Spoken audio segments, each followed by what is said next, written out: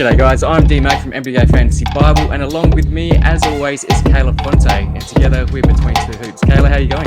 I'm doing well. Stressed out with finals, but that's okay. It's exciting times. Yes, exciting times indeed, and exciting times because we also have a special guest with us, Steve St-Pierre. He is one half of the Menace Podmen, fantastic fantasy guys. Steve, I know that you're here by yourself. Some would say the better half. But welcome. Thank you for joining us. I won't argue that. Thank you guys. Thank you so much for having me. This is going to be so much fun. Really looking forward to it.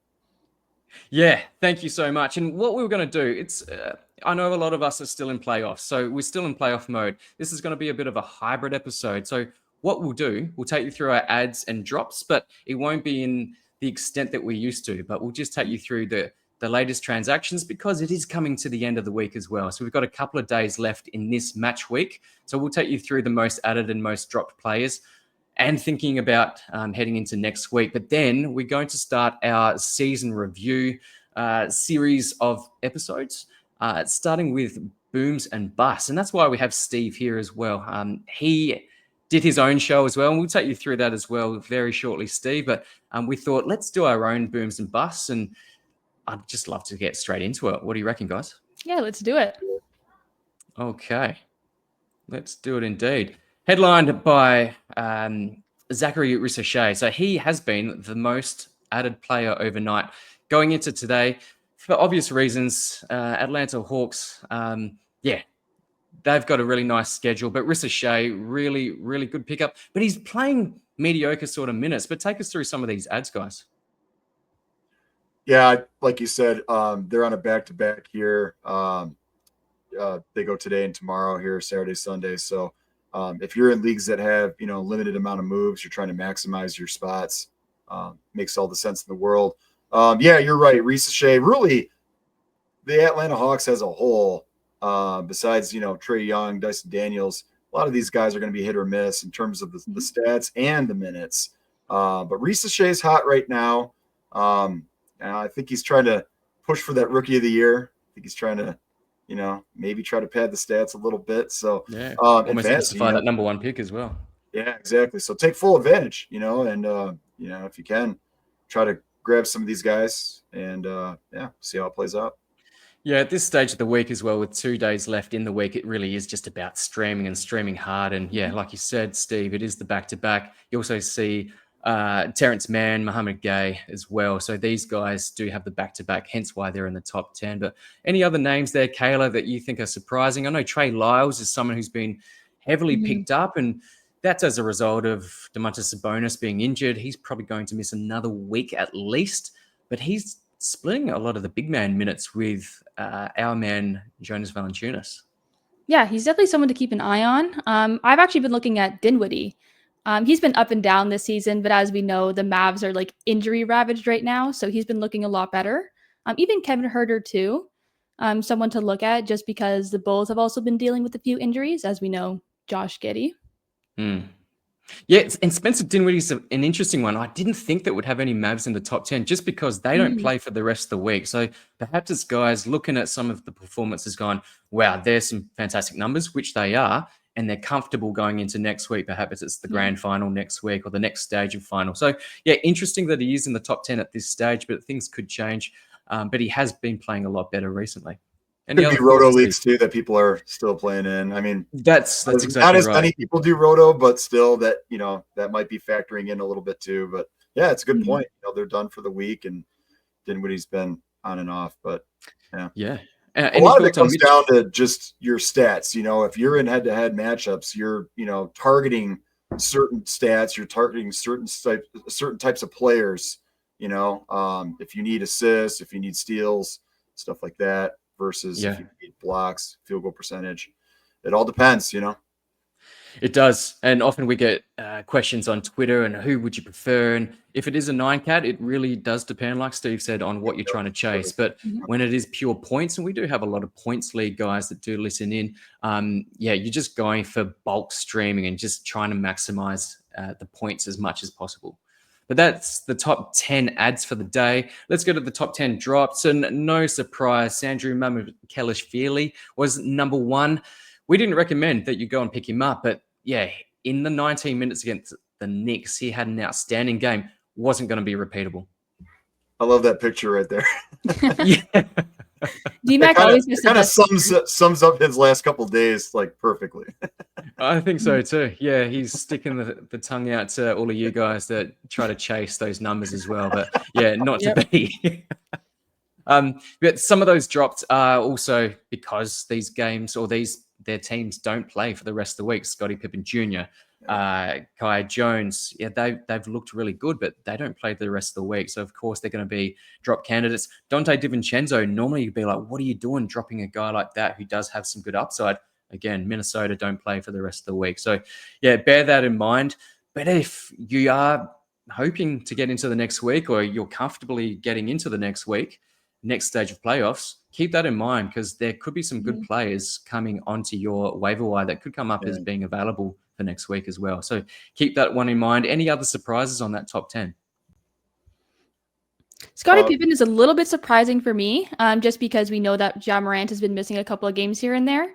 But I think with the trends too, we have to keep in mind that it's going to change a lot every single day. And this is just because a lot of people right now are taking a streaming approach. So you're just adding and dropping players like crazy. So that's why you got to take it with a grain of salt.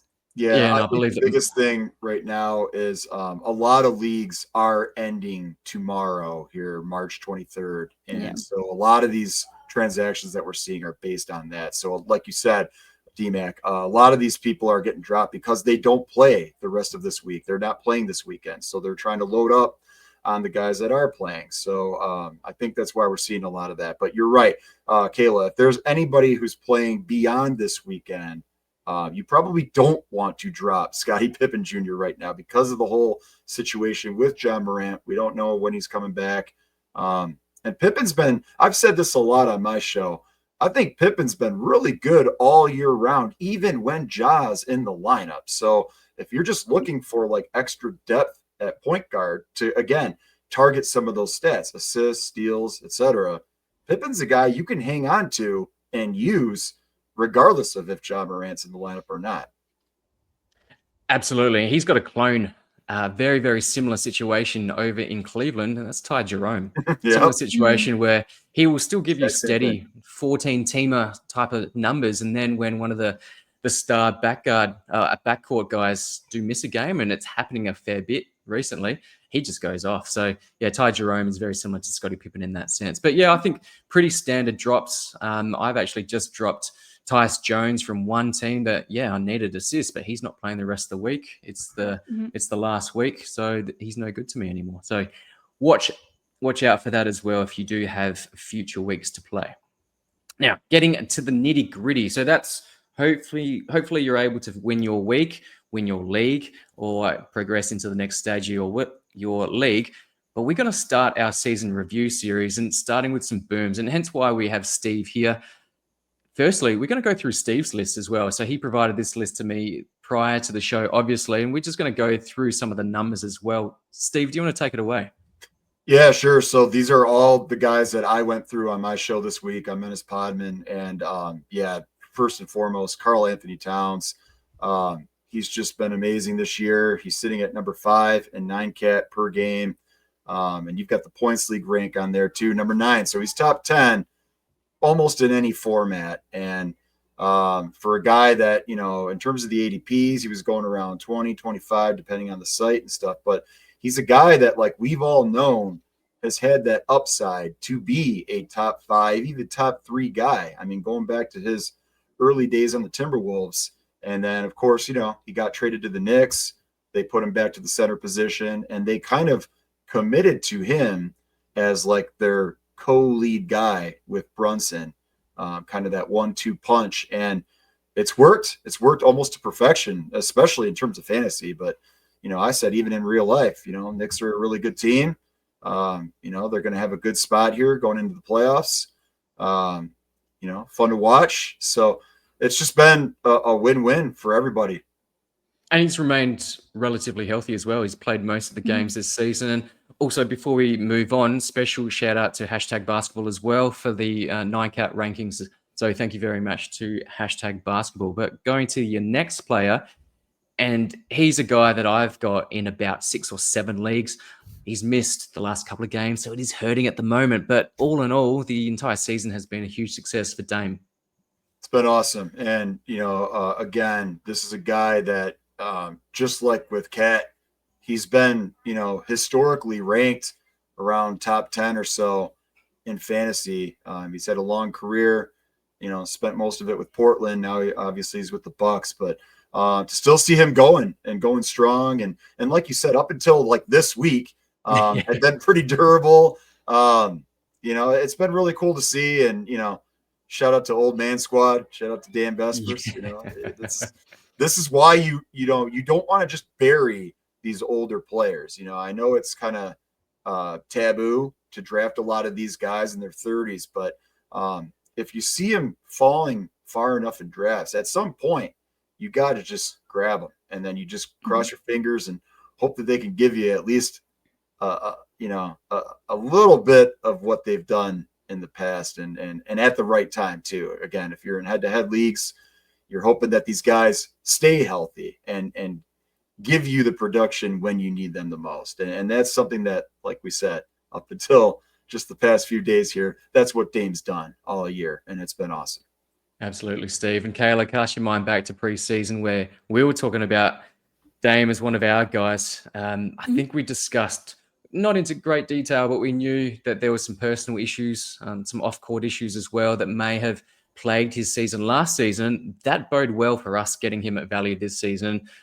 Hence why I grabbed him in a lot of leagues, end of round 2, which that ADP sort of shows. ADP of 25 in Yahoo, ADP of 28 in Fantrax.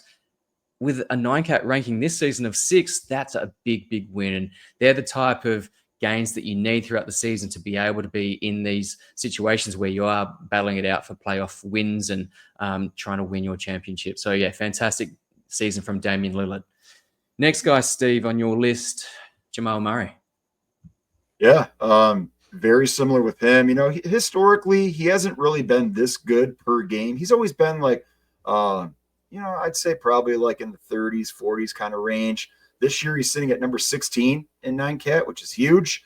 Again, this is a guy that was getting drafted mid-rounds. And, a lot of it's been, I would say, luck as far as, just having him stay healthy, stay durable. And then, again, the production. This is, in terms of per game, this is some of the best we've ever seen from Jamal Murray. And obviously, in terms of reality, this is what the Nuggets are hoping they can get in the playoffs.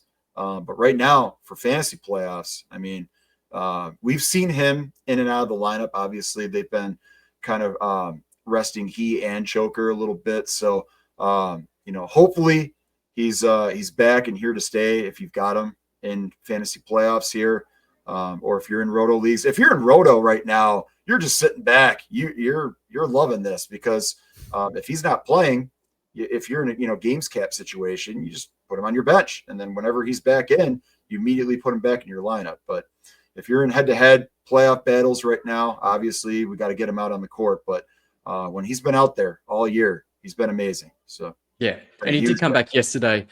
Quite a game to his normal standards. But yeah, he's still great to see him back on court. And I will go to Kayla, our resident Canadian. I look at the Olympics as well, and he looked terrible playing for Team Canada.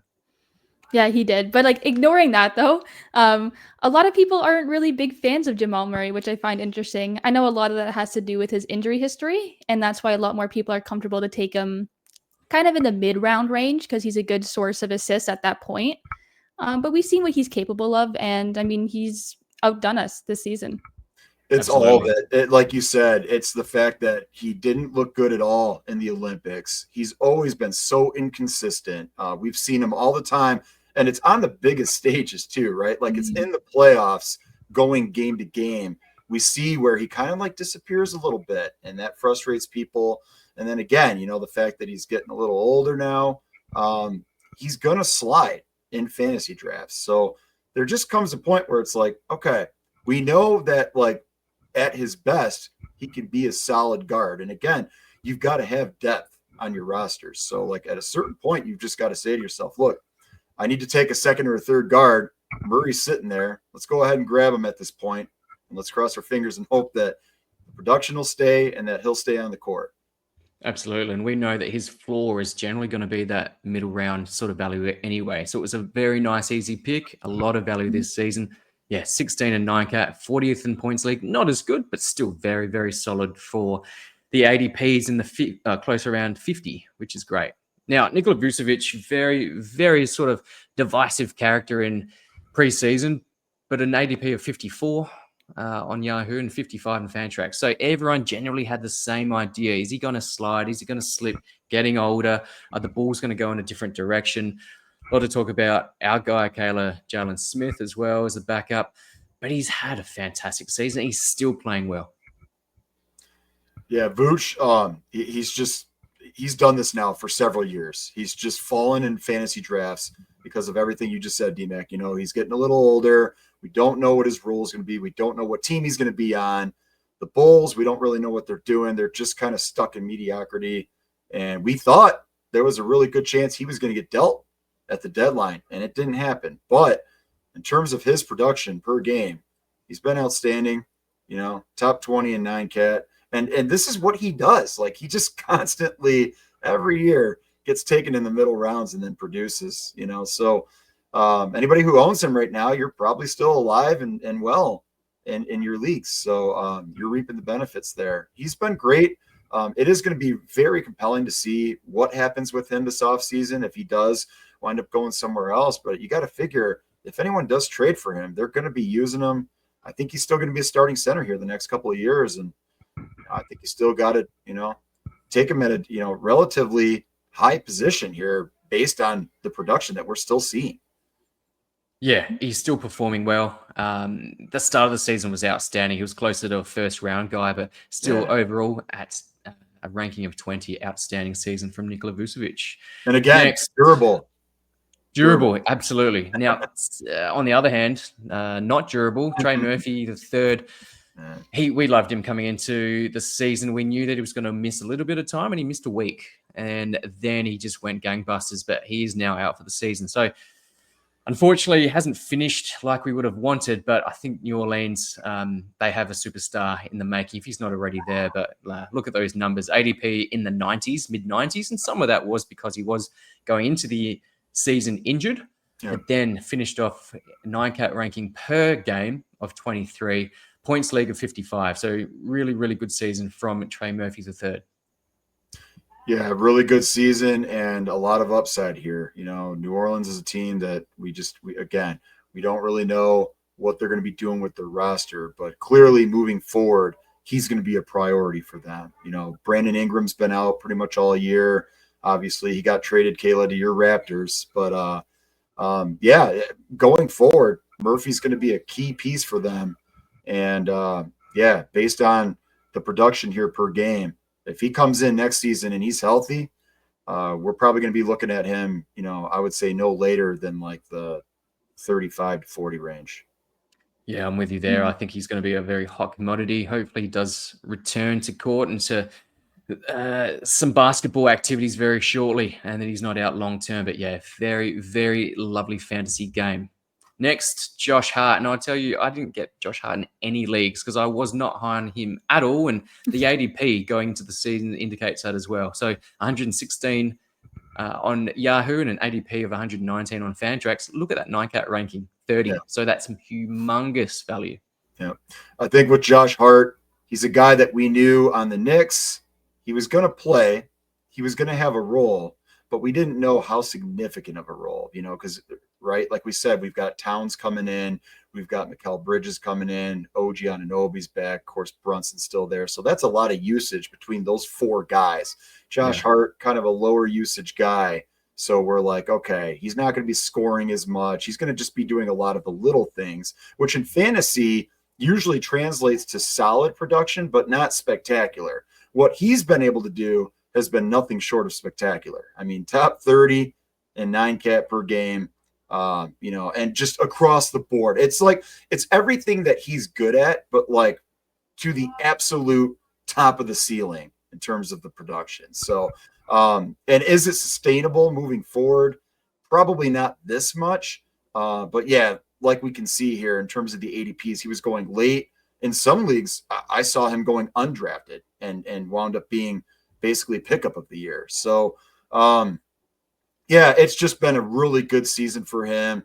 Again, we'll have to see moving forward if the Knicks add to their depth a little bit. Obviously, we know with Coach Tibbs, he tends to stick to his guys, and he's gotten a lot of criticism for that. And we're going to have to see how they do here the rest of the way and going into the real life playoffs. Because, I mean, if any of these guys wind up getting hurt or, losing out in terms of production, that's the first thing people are going to say is, well, you didn't use your bench enough. You played some of these guys way too much. You ran them to the ground, and we're just going to have to see. But in any case, yeah, anybody, like you said, D-Mac, anybody who has this guy is reaping the benefits this year. And again, probably still alive and doing very well. Absolutely. He's still staying on the court. No Jalen Brunson at the moment, so a little bit of the Thibs treatment there. We've seen bits and pieces and flashes of this from Josh Hart. Time at Pelicans, time at the Lakers. I think even during Lakers preseason, he just put up tremendous numbers, but never across a sustained period like he has this season. So I didn't see it coming. I absolutely didn't see it coming, but I'm glad that it has because, yeah, fantastic season by Josh Hart. Now, a similar guy that in a couple of leagues that I was in, I actually picked up off the waiver wire after the first game. Yes, Kayla, making the love symbol because this is your fantasy boyfriend. I talk about this all the time, but Dyson Daniels. Kayla, do you want to talk about Dyson Daniels? I know it's on Steve's list. It's also on your list, but this is your fantasy boyfriend. Take us through Dyson. Yeah, I'll do a quick little thing because I could go on and on about Dyson Daniels, but oh my God, like where do you even begin to start? I mean, all I want to say is that we called it. We said it heading into the preseason. Dyson Daniels, he's going to be fantastic this year. No DeJounte Murray, playing alongside Trae Young, and he delivered, and then some. I mean, top 50. I thought he was going to do good. I didn't know he was going to do this good. Like, this is just phenomenal. I mean, he's really developed offensively, which has been huge, but he's always been known for his defensive capabilities. I mean, his steals, off the charts. I think he's averaging above 3. I can't remember the exact number, but above 3. And that's phenomenal. I mean, I can only imagine where he's going to get drafted next year. Yeah, there was an interview preseason where he said that he wanted to be all-NBA first team defense. I was like, that's enough for me. He's being drafted in my leagues. I'm taking him. And we saw it. He was starting. There was some talk that it would be Bogdan Bogdanovic to start alongside of Trae, but we felt that Dyson Daniels' game would complement Trae Young a lot better. It turned out that way, and yeah, just what an amazing season. Similar to Wemby, where he can win you a category by himself, and we haven't said that for many, many years. Dyson Daniels can win you steals by himself, and that's not really overstating it either. So Dyson Daniels has been in a lot of my leagues, probably the same for you, Steve, and definitely for you, Kayla. Yep, he's been amazing. It's been a hand-in-glove fit next to Trae Young, like you said. And again, this is another guy that, like we saw in the Olympics, he looked really good for Australia. And we all kind of said, if this guy just gets an opportunity, we saw him at times in New Orleans too. And, we all said, if he can get into that starting lineup and get a consistent role where he's getting, 30, maybe 30 plus minutes a game, this is the type of, opportunity, this is the type of stuff that we could see. And again, like you said, Kayla, did we know that he was going to be a top 50 guy? No, but it's worked. It's worked out really well. And moving forward, as long as his role stays the same, this is probably where we're going to need to be drafting him. And on the Olympics as well, because obviously myself being Australian, there was a lot of chatter about Matisse Thybulle not making that team and people going, well, he should have made it over Dyson Daniels. Fast forward a few months and we obviously see that was the right decision. And Dyson Daniels has taken his game to another level. Still a young guy. I think he's 22, maybe 23. So his improvement is just going to continue. And his offensive game has definitely improved this season as well. Hence why his 9-cat ranking and points league ranking for that matter is top 50. Next guy, superstar, Cade Cunningham. Take us through that, Steve. I'm doing mine. This is my. Yeah, you're doing the heart symbol. Yeah. Yeah, I got to represent here in Detroit. Cade Cunningham. Obviously, first and foremost, it's about health with him. This is the first time ever that he's been able to stay on the court. He's had, 3 different coaches now just in the last 3 years. So that's been quite a bit hectic for the entire organization, much less, the franchise guy here with Cade. But yeah, just the fact that he's been on the court has been huge. But now he's been able to consistently be out there. And obviously he's a high usage guy. The whole offense gets run through Cade, and it's just worked to perfection.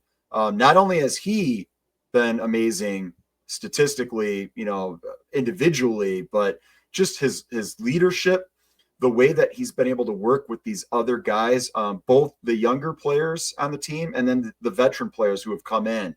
It's all worked so well together, and with him at the forefront. And we talked about how over the offseason he got the contract extension, the max deal. Some people weren't really on board with that. A lot of people were saying, well, why should they give him a contract like that when he hasn't really proven his worth because he hasn't been able to stay healthy? But sometimes you just got to take that risk. If you have a young player that you've drafted, and especially if you're a team that doesn't really have a direction, if you've got somebody that you feel strongly enough has the talent, you just have to kind of roll that dice and just, do what you can to put the best pieces around them and then just hope that it works. And again, Pistons have had a lot of different coaches and stuff. They finally have a coaching staff who's really gotten through to all these guys. So it's been awesome as a Pistons fan to be able to just kind of sit back and watch this all unfold. They're fun to watch. They're getting added to national TV schedules. It's really cool. They are a young team, up and coming, very fun to watch. And then, in terms of fantasy, you're just reaping the benefits here if you drafted him. Yeah, with those ADPs in the 30s, 9-cat ranking is better than that, and his points league ranking is top 10. So that's elite sort of stuff. And like you said, he's been healthy, which has been a great improvement on previous seasons. And I think, Detroit, I'm hoping that they do really well and hopefully go quite deep in the playoffs. I don't know how you think about that, Steve. If they're your team, how far do you think they can go? I mean, I think the sky's the limit at this point. We've seen that they can compete with the best of them, but obviously very inexperienced. We do need to see kind of the playoffs are a different animal. The lights are brighter. It's a bigger stage, and they are going to be more front and center.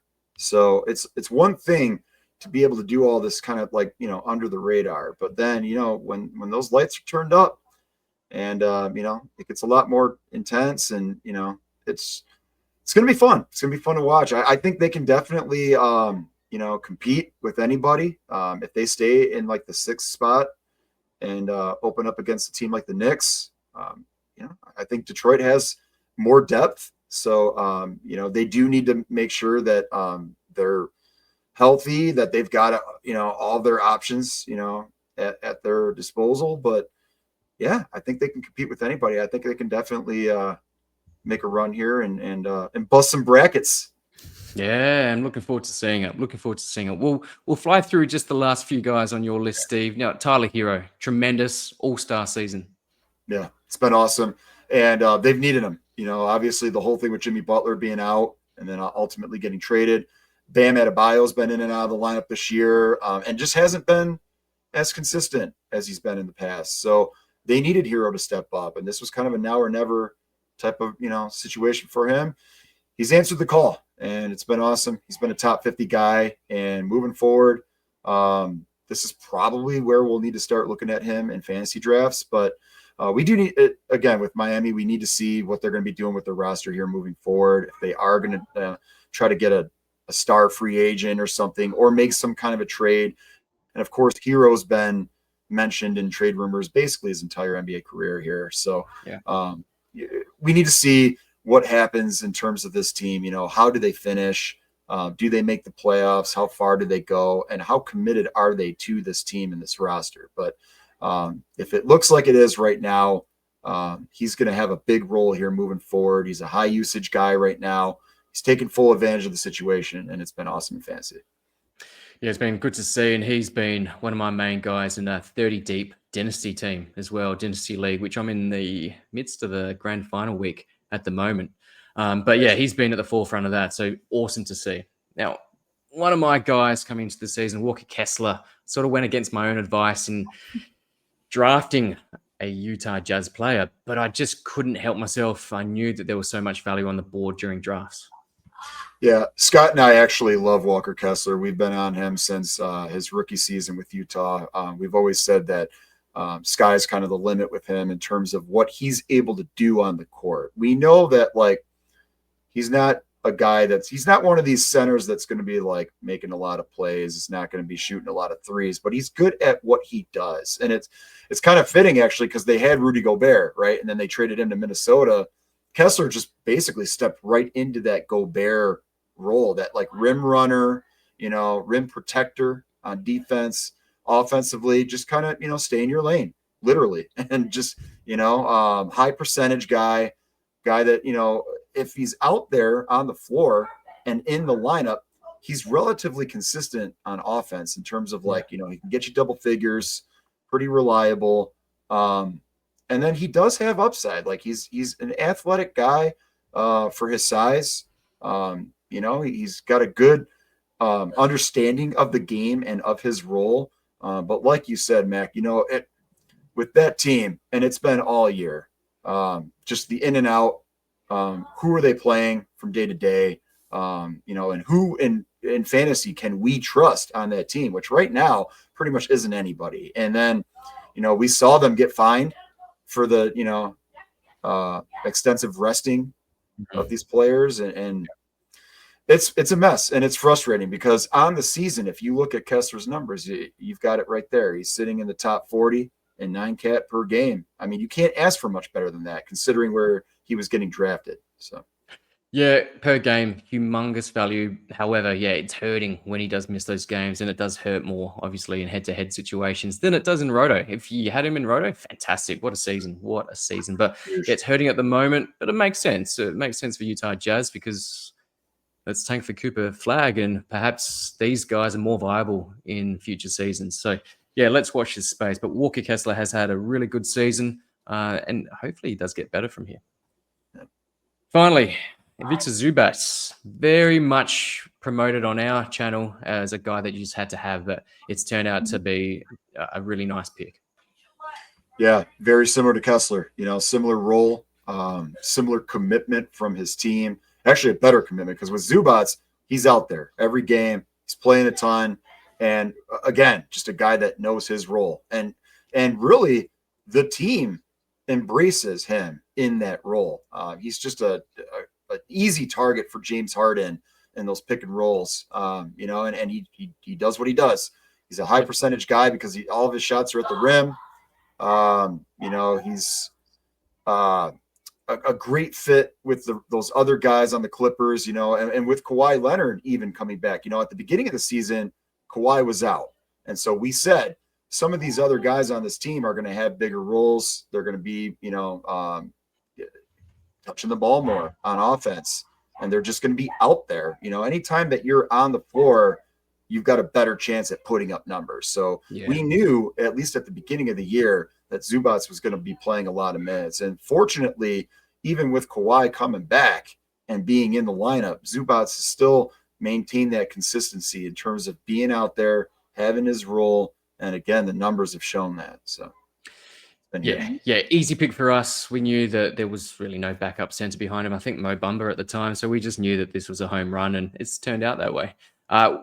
You touched on it, Steve. You talked about other guys touching the ball, and we'll get to that when we go through Kayla's list. So just before we get to her unique players, these are the same players that she had on her list of boom. So Kat, Lillard, Vucevic, Trey Murphy, Josh Hart, her boyfriend, Dyson Daniels, Cade Cunningham, Tyler Hero, and Ivica Zubac. But the unique players that you also had, yeah, exactly right. You had Ant. Now, this is interesting because you look at the ADPs, very popular at the end of first round of drafts.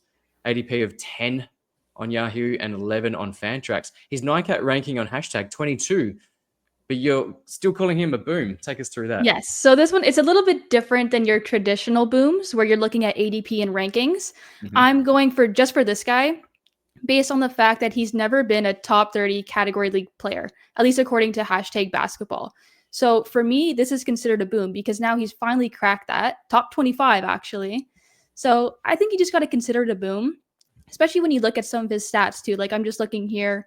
The most significant jump was in threes, where now he's averaging 4 per game this season compared to just 2.4 last year. His points are up. His efficiency is slightly better in free throw percentage. So there's a couple of categories where he's doing better. And I just consider that a leap. I mean, I know a lot of people were taking him about like the first round, second round mark, which I thought was too high. He's always been more of like that third round player. Yeah. But I still consider it a leap just because when you're looking at the overall rankings and his season history. Yeah, and we look at the head-to-head and I guess the per game ranking there of 22 on #basketball, but he's also very healthy. He stays on the court. He doesn't miss many games, and he's helping throughout the fantasy playoffs as well. So that's another thing to consider. He's just out there, and plus he's the face of the NBA. So yeah, you just have to have him there. Yeah, Next, we said off Zach air. Levine. The biggest thing with I just want to say with Ant-Man, the biggest thing is just the fact that he's still going and he's so durable and dependable. At this time of year, that's who you need. You need your guys to be there for you when it matters the most, and he's proving that he's that guy. So 100%. Yeah, and teams like Minnesota, Milwaukee, another situation where they're not way at the top where they can afford to rest guys like the Cavs and the Celtics, but they're still battling for position or a seeding. So these guys are really going to play every game. Giannis is playing every game. He's hurting me in a couple of leagues because I'm going against him, but he's playing every single game. Whereas you have your guys like Jokic, Halliburton, Dame Lillard, they are missing. I know that sort of defeats the purpose Dame Lillard is on Milwaukee, but he's just got little niggles that they just need to look after as well. But Ant-Man's just playing through any little niggle because they just need to be in a great position for real-life playoffs. Next guy, Zach Levine. Take us through that. Yeah, so this is mainly just based off of last season. Very disappointing. Obviously, he missed quite a bit of time with an injury as well, so that factors in. But this year, he's really stepped up, and he's made it on our show a lot of times as a sell high, because at points in the season, he was ranked top 30, top 20. He's really just elevated his value this season. And I think a lot of people were drafting him around like the 60 to 70 mark, just because there was a lot of question marks around the Bulls, their future, how he would fit into that. But we were talking about it too, where they're going to try and play him a lot because they got to get his trade value up. As you know, last season it was incredibly low. And I think that's exactly how it went this year, as we've seen with him being on the Kings now. Yeah, and unlike last season where he did miss a lot of games, he practically played the entire season. And he's looked okay at the Kings. He's actually maintained somewhat of that value throughout the entire season as well. So yeah, really nice pick there. So really solid. Next one, the two Cavs, Evan Mobley and Darius Garland. Yeah, so for both of them, they haven't made significant leaps in their numbers. They're not huge differences. But in a couple of categories, they've made improvements that have been just enough to catapult them into a higher ranking compared to last season. Like for Mobley, I believe last year he was ranked right outside the top 40, and now he's a top 20 player. He's never been that high in his career, albeit it's been a short career, but still. Even with Garland too, ever since Donovan Mitchell came to the Cavs, his value has gone down. But this year, he's really started to gain some of that value back, and he's looked a lot better. And he's also been a sell high for us at points, too. Absolutely. And I think their ascendancy is... Mm-hmm. Yeah, absolutely. I was just going to say their ascendancy has sort of coincided with Donovan Mitchell tapering off a little bit. So Donovan Mitchell, first-round player last season, nowhere near that this season. But I think he's taken more of a leadership role and just letting these other guys really ascend to, I'll say, superstardom there. They've been absolutely fantastic. And we've seen it come to fruition with the Cleveland Cavaliers just really dominating this season. So, yeah, really nice picks there, Kayla. Next one, Austin Reeves. Yeah, so last year we got a little bit of a glimpse into his capabilities, what he can do. And this year he's just taken it to another level. Obviously, it doesn't help just because of that Luka trade. Now he's playing with two other superstars. But he's still proven his value. And just because post the trade, they've still been dealing with some injuries here and there, Reeves has still had that value. I mean, he had that monster game, and I remember that because I left him on my bench. Yeah, my bad with that. It hurt. But yeah, he still had those pockets of value, and I mean, LeBron is a lot older, so he'll be missing time, which still helps Reeves' value. And just looking at it as a whole, he's taken a leap. Yep. He's taking full advantage of the opportunity. But yeah, like you said, we've seen what he's capable of doing in that, alpha kind of role with the Lakers. So it's huge. Yeah, it's massive, and bodes well for the Lakers in the real life playoffs as well. Yep. Not in a similar boat, but Jordan Poole for the Washington Wizards has had a really solid season. Yeah, last year was just a train wreck, and I think that's why so many people were understandably down on him this year. I think they were expecting similar things. Even though at the end of last season, he started to show some signs of life, he was looking a lot better. A lot of people just had that bad taste in their mouths about his overall performance.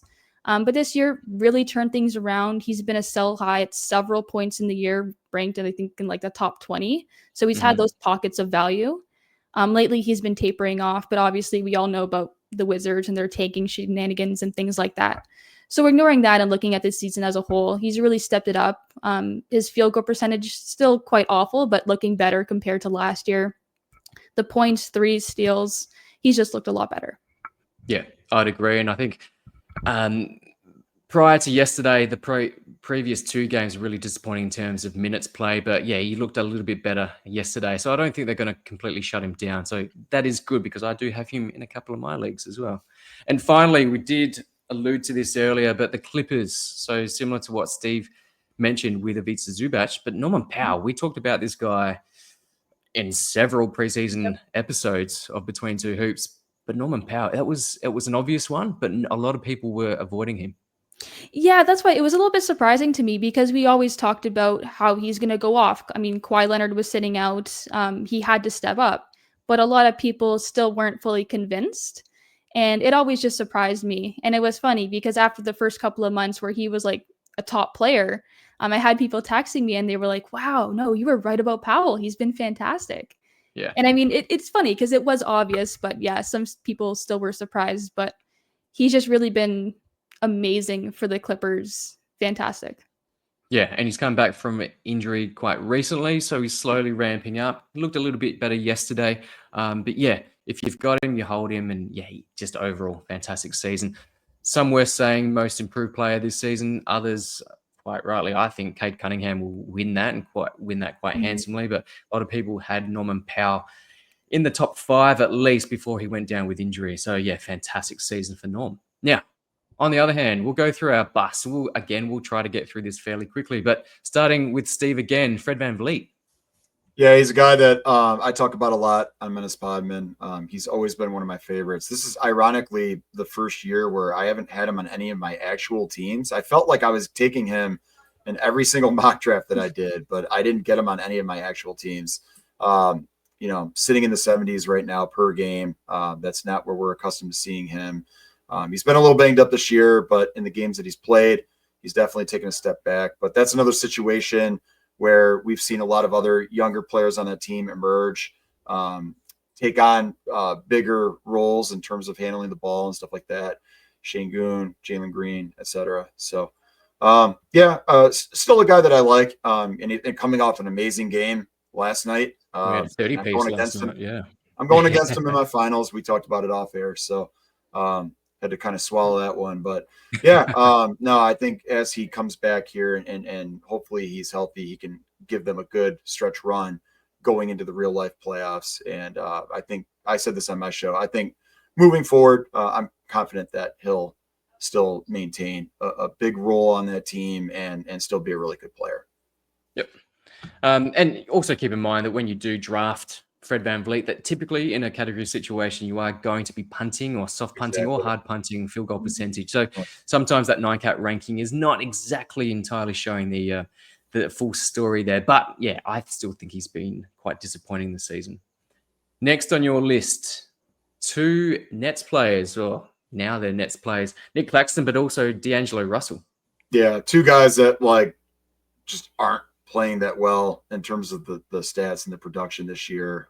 They're guys that it's disappointing because on a bad team like the Nets, you would think these guys, they're out there, they're starting, going to have a lot of usage, going to have a lot of opportunities to put up numbers. And that just hasn't really been the case it just hasn't translated into the stats. So, Mm.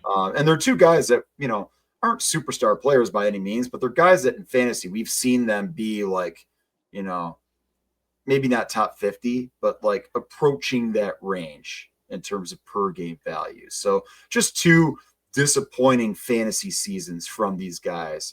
They're guys that I think can maybe bounce back depending on, where they wind up. We'll see what the Nets do this offseason, but just wanted to spotlight them. It's been a little disappointing for both of them. Yeah, I think going into the season, we knew that the Knicks were going to struggle. So when D'Angelo Russell was traded from the Lakers, I thought, here's an opportunity. But then I just remembered it's the Nets, so probably not an opportunity. So, yeah, disappointing nonetheless. And finally, on your list, Julius Randle. Yeah, he's a guy that I pretty much, because we do booms and busts on our show pretty much every year. And he's a guy that usually winds up on my bust list every year just because he's a guy, you can look at the ADPs. He's always drafted in the middle rounds, like always. And, he is a guy that, fits a specific build. He's very good for points leagues. He's very good for points leagues because he's pretty dependable. He's a guy that he'll score over 20 points pretty much every game, no matter what team he's on, no matter if he's the first option or third option. He's going to jack up shots, but he's going to score. He's a scorer. The problem is he just doesn't do anything else. Defensively, he doesn't really do anything. He doesn't block, doesn't steal. He's not a great rebounder, but I do think he's a good rebounder when he's in the right role for him. On a team like the Wolves, where they've got a lot of other big guys and stuff, he's not going to be grabbing a lot of boards. So he's not really doing a lot of that. He's not really doing a lot of the defensive stuff. And then his percentages are always kind of shaky. So he's just a guy that I usually tend to avoid, especially in 9-cat. And he's a guy that usually ends up like this, where his ranking is, well into the, triple digits. But, at the end of the day, like we said, he fits a specific mold. And, at the very end of the day, you just want somebody who's out there producing. And so for anybody who has him right now, you're probably happy that he was able to come back from injury. He's been in and out of the lineup this year. But he's finishing the fantasy season relatively strong here. So, but yeah, just a guy that kind of is what he is, usually finishes below where his ADP goes. Yeah, definitely in category leagues. And even you look at that points league ranking of 71, that's not as good as it has been in the past in his years at the Knicks as well. So yeah, disappointing season for Julius Randle in the new environment next to Rudy Gobert. Now, your partner in crime, Scott Keller's also sent across a couple of his busts for the season, but Jaylen Brown, you look at the numbers, ADP of around 40 in both Yahoo and Fantrax, 9-cat ranking of 97. We know of his inefficiencies in the category league situation, but points league, 37. So that's pretty much bang on ADP. But yeah, for us that do lean into the 9-cat, the lifestyle, I would say, in terms of fantasy, 97 is very, very disappointing. And even recently, he's missed quite a few games with niggling injuries. Yep. Yeah. It just very much like Randall, I think he's a specific build type of player. But, we know the deal with Boston. They sit a lot of their guys. So, on games when some of the other veterans are out, that's just going to increase Brown's usage and stuff like that. So he's always going to have opportunities to pop. He's really good, like you said, for points leagues, DFS, stuff like that. But in terms of 9-cat, he's always going to be up and down. Just kind of is what it is. At least he's more of like a middle round guy anyways. Usually people aren't reaching for him too highly in drafts. So just something to keep in mind, if you're in 9-cat, he's a guy that, again, just fits a certain mold if you're looking for something specific. But he does have areas where he'll hurt you more than help you. But obviously he's a really good player and he's a really good scorer, and just something to keep in mind for if you're drafting him in any leagues. Yep. And the second and last one for Scott, Devin Vassell. We thought he'd pop this season alongside of Wemby. ADP of 86 on Yahoo and 107 on Fantrax. So big discrepancy there. So a lot of people were excited on Yahoo, very much more a public league situation. He hasn't been too far off it, but I still think it's been quite a disappointing season. So 9-cat ranking of 98. He's actually been a lot better recently, which has probably coincided with, obviously, Fox is not there anymore. He's And been Wemby. shut down for the season. Wemby obviously shut down for the season, but 98 still relatively disappointing. Yeah, I think he's a guy that, he's so young still, even on that team, like you said, with those other options. And of course, Chris Paul's there too. So, in years past, they didn't really have the options at point guard that they have now. So Vassell, as a result of that, was handling the ball a little bit more. So he took kind of a back seat in terms of usage and stuff, but we still kind of thought, hey, he's a young guy on a team that could be kind of resting players here and there.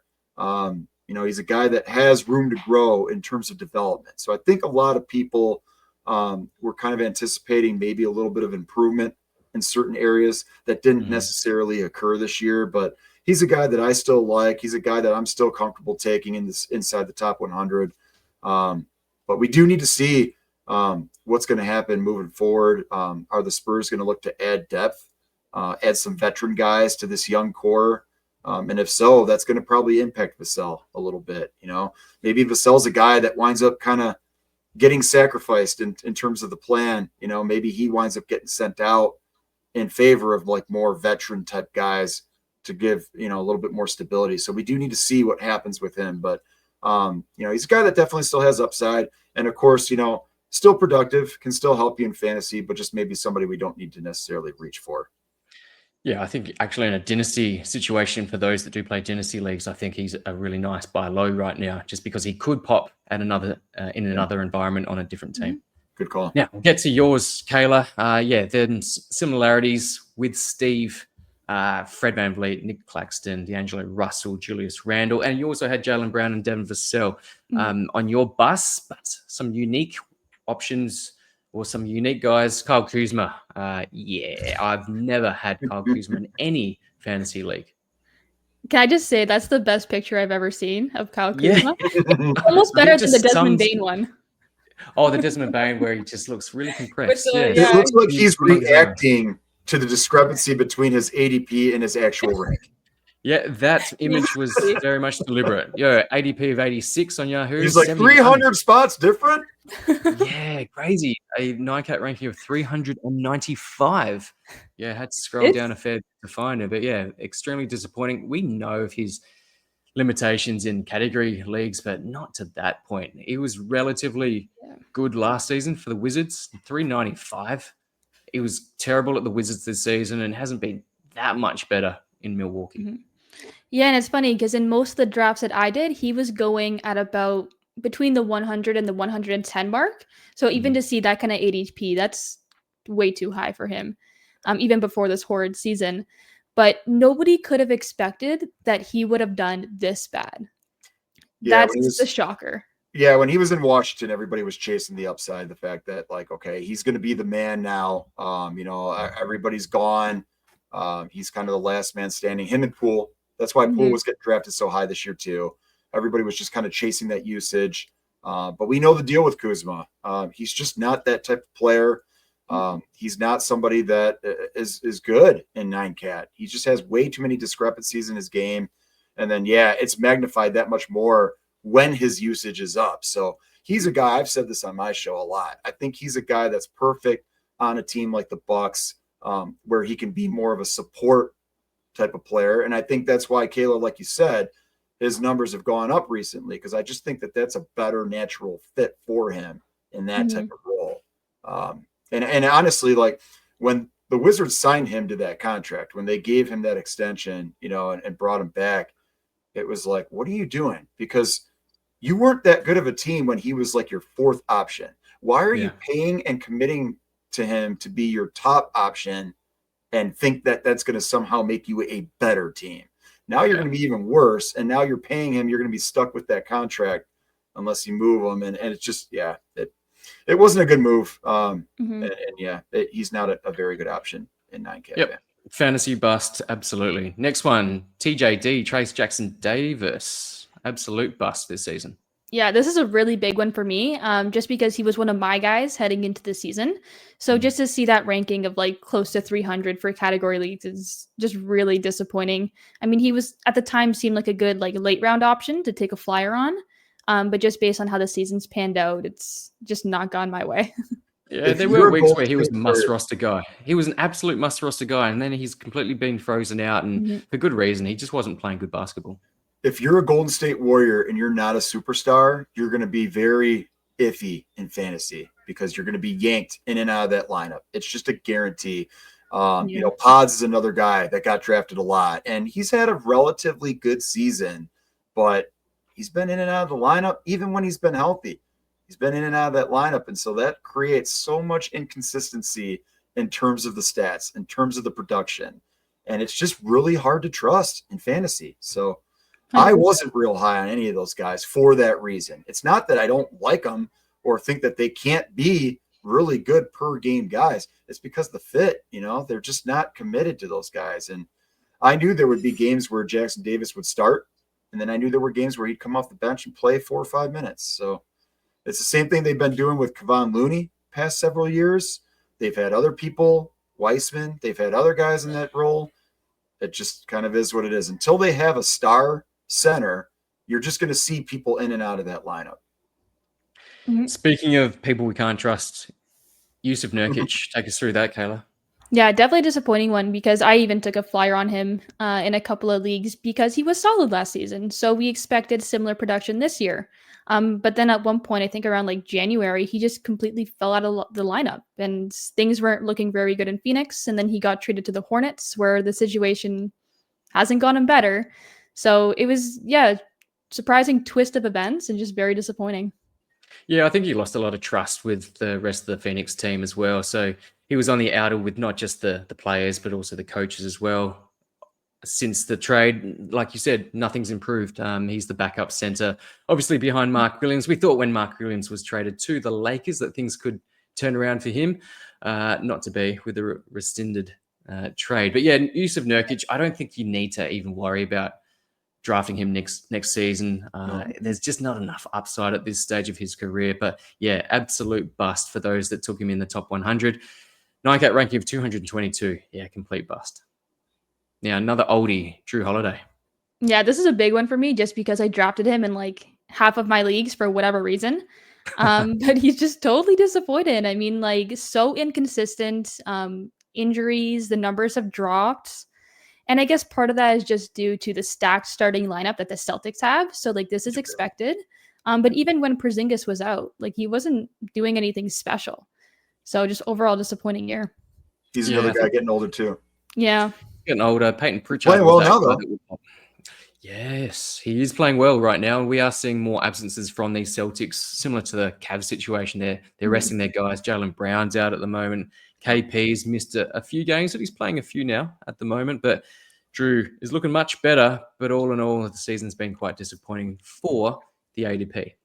Yep. And finally, on your list, Larry Markkinen. We have Yep. spoken about him, I think, on every single episode of Between Two Hoops this year. Literally. Yeah, I mean, this is a really easy one. Obvious bust. I mean, his numbers are down. I don't even think he's averaging over 20 points per game this year, which is nuts. Even his rebounds are down to about 5-ish. Just horrible. And don't even get me started on his availability. That's a whole other issue. It was surprising to see him going like 30, 35, especially after this is the same kind of thing we go through every single year with him. But then again, this year it's been particularly bad. He was really good that last year in Cleveland and then that first season in Utah. I think the per game upside's there, and I think a lot of people were chasing that in drafts. But like you said, Kayla, we just can't really trust him right now. That team's a mess. They're another one that's just like yanking people in and out of the lineup on a day-to-day basis. And then when you do that, you're going to get a lot of inconsistency. People aren't going to know their role. They're not going to be familiar with each other on the court, and that's going to translate into the fantasy stats. So I think, we talked about this off air too. I think he's a guy we need to really watch this offseason. If he gets moved, if he goes somewhere else, he could go to a team that really truly commits to him in whatever role they see fit. But if he's a guy that I think if he has consistency, whether he's starting at the 3, at the 4, or even if he's a 6-man somewhere, as long as he's got that consistent role and he's out there on the court with the same people every game, he gets in a comfort zone. And I think that's when he plays at his best. So as of right now, I agree. I don't think he's anybody I'd be eager to draft but we do need to see what happens with that team.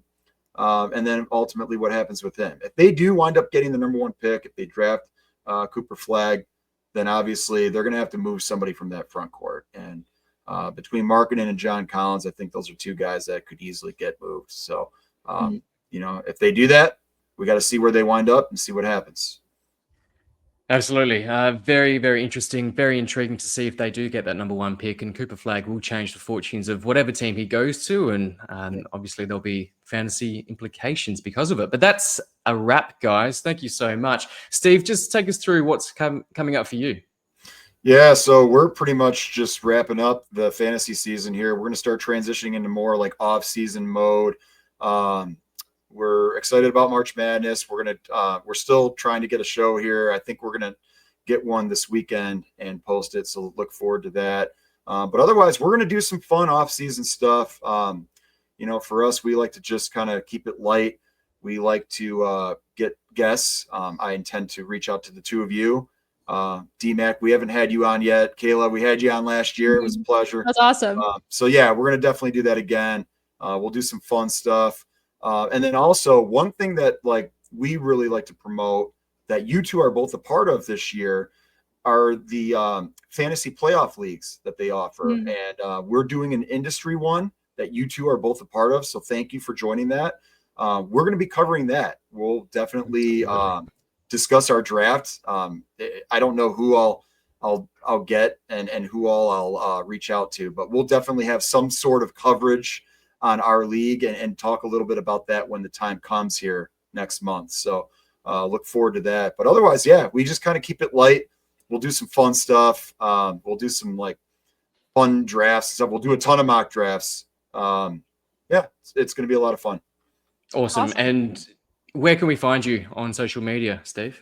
Yeah, so I'm at podcast_Pierre. My colleague Scott is at Detskeller.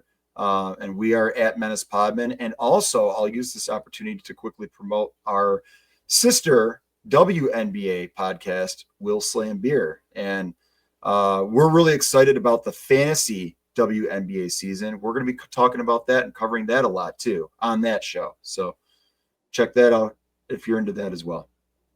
Looking forward to it. Thank you, Steve. And Kayla, what's coming up for you? Yeah, right now I'm just trying to prep off-season content ideas. So we'll see how that goes. Absolutely. And you know that you can follow Kayla at Kayla_Fonte on Twitter and Blue Sky. You can find myself at NBA Fantasy Bible. Make sure you give us a like and subscribe on YouTube, and follow us on all of the normal platforms that you get your best fantasy content from. But until next time, guys, thank you so much. Thanks again, Steve. It's been an absolute pleasure. Thank you, guys. Until next time, guys. See ya.